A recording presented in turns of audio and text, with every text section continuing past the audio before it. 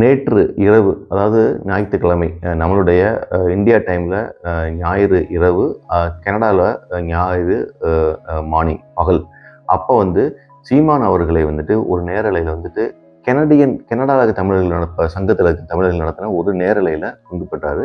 அந்த வீடியோவை நான் காட்டுறேன் பாருங்கள். இந்த தேர்தல் டயத்தில் எந்த ஒரு தலைவருக்குமே தமிழ்நாட்டில் இங்கே இருக்க மக்களை பார்த்து பேசுறதுக்கே இவங்களுக்கு டைம் இல்லை. உங்களுக்கு தெரியும் நம்ம ஆளுங்களை எங்கெங்கே போகிறாங்கன்னு சொல்லிட்டு.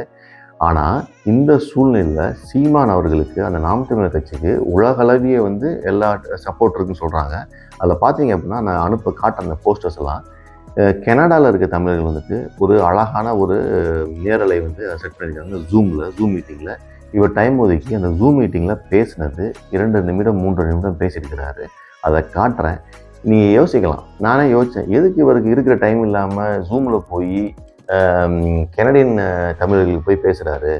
ஏன்னா அவங்களுக்கு ஓட்டுலாம் இருக்க போகிறது கிடையாது கேட்டால். ஆனால் அதில் சொல்கிறார் கிளியராக, நம்ம வந்து திரள் நீதி கேட்குறோம், மக்கள்கிட்ட கேட்குறோம் அப்படிங்கிறதுக்காக அட்ரஸ் பண்ணுறதை தாண்டி திரள் நீதிங்கிறது பணம் மட்டும் கிடையாது, உங்கள் சப்போர்ட்டு தேவை அப்படின்னு சொல்லிட்டு ஒரு ரியலாக ஜாயின் பண்ணி அவ்வளோ பேர் வந்து ஜாயின் பண்ணியிருக்காங்க. அந்த ஜூம் காலில் நான் காட்டுறேன் பாருங்கள். அந்த ஜூம் காலில் இப்படி ஒரு தன்னெழுச்சியாக வந்து மக்கள் வந்து ஒரு நேரலையை செட்டப் பண்ணி அதில் சீமானுடைய அவர்களுடைய டைமை எடுத்து வைக்கணுங்கிற தேவையும் கிடையாது, இவர் கொடுக்கணும் தேவையும் கிடையாது, ஆனால் நடக்குது. ஸோ இதில் தான் பார்க்குறேன், அப்போ அரசியலை வந்து எவ்வளவு முழுமையாக முழு நேரமாக முழு அரசியல்வாதியாக எங்கெங்கே டைம் ஸ்பெண்ட் பண்ணணும், யாருக்கு ஸ்பெண்ட் பண்ணணும். அப்போ ஒரு திரள்நிதி வாங்குகிறோம் அப்படிங்கிறதுக்காக பணத்தை வாங்கிட்டு இக்னோர் பண்ணக்கூடாது. வெளிநாட்டில் பணம் வருதுன்னு வச்சுக்கோங்களேன், அப்போ அவங்களை எப்படி அட்ரஸ் பண்ணணும், அங்கே இருக்கிற மக்களுக்கு எவ்வளோ மோட்டிவேஷனாக இருக்கணும். நீங்கள் அங்கேயே இருந்தாலும் நீங்கள் எனக்கு வந்துட்டு பணத்தை தாண்டி நிறைய விஷயங்கள் நீங்கள் பண்ணலாம். ஈவன் ஐடி விங் மாதிரி நீங்கள் செயல்படலாம்.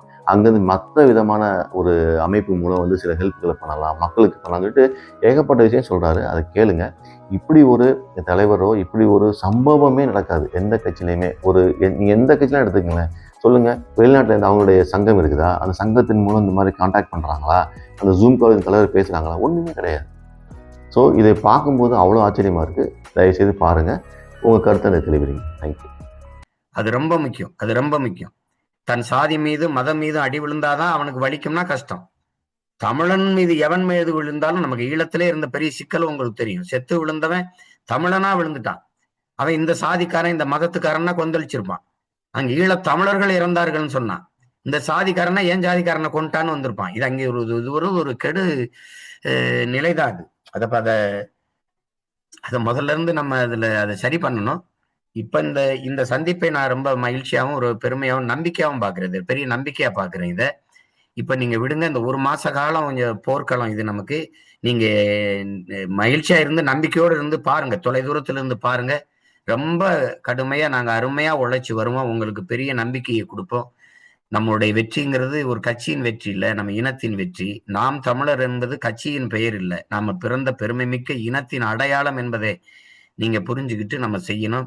நம்ம மறுபடியும் 1லிருந்து தொடங்கல, ஒரு புள்ளியிலிருந்து தொடங்குறோம்ங்கிற புரிதல் உங்களுக்கு வந்துருச்சுன்னா எல்லாருமே நம்ம கடுமையா உழைக்க தொடங்கிடுவோம். தங்கச்சி சொன்னது மாதிரி, அண்ணா காணொலி போடுறோம்னாலும் போடுறோம், எழுதுறனாலும் எழுதுறோம் அப்படின்னு சொல்ற மாதிரி அவரவரால முடிஞ்ச பங்களிப்பை நீங்க செய்யுங்க போதும். பொருளாதாரத்துலதான் உதவணுங்கிறதெல்லாம் ஒண்ணும் கிடையாது.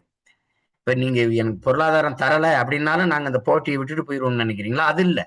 எப்பாடுபட்டாவது நான் இந்த சண்டையில நிப்பேன், நம்ம வெல்லுவோம். அதுல நம்பிக்கையோட இருங்க. உங்க எல்லாருக்கும் நீங்க இவ்வளவு தூரம் தொலை தூரத்துல இருந்து பயணிச்சு வந்து இந்த உறவு பிணைப்பில் இணைந்ததற்கு நான் உள்ளன்பு கொண்டு உங்க எல்லாருக்கும் என்னுடைய அன்பையும் வாழ்த்துக்களையும் நன்றியும் தெரிவிக்கிறேன். மறுபடியும் இன்னொரு இணைப்புல நம்ம இந்த தேர்தலுக்கு அப்புறம் கூட இதே மாதிரி வலையொலியில இணைவோம். அல்லது நான் ஏதாவது ஒரு நாட்டுல நம்மளே குறிச்சு இந்த நாட்டுக்கு வாங்கன்னா நான் அந்த நாட்டுக்கு வந்து எல்லாரும் பயணிச்சு கூடுற ஒரு இடமா வச்சுக்குவோம்.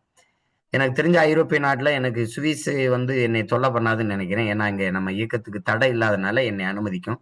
அங்க வந்து நின்றுகிட்டு நான் இருந்துகிட்டு நம்ம எல்லாரும் சந்திச்சு ஆலோசிச்சு நல்ல முடிவா எடுத்து நம்ம அடுத்த கட்டத்துக்கு கால் எடுத்து வைக்கலாம். நம்பிக்கையோட இருங்க, உறுதியா நம்ம வெல்லுவோம். நம்ம இலக்கு ஒன்றுதான், இனத்தின் விடுதலை. இனம் ஒன்றாவோம், இலக்கை வென்றாவோம். தமிழ்த்தாய் வாழ்க, தலைவர் பிரபாகரன் வாழ்க. புரட்சி எப்போதும் வெல்லும், நம் வெற்றி அதை சொல்லும். நன்றி, வணக்கம். நாம் தமிழர்.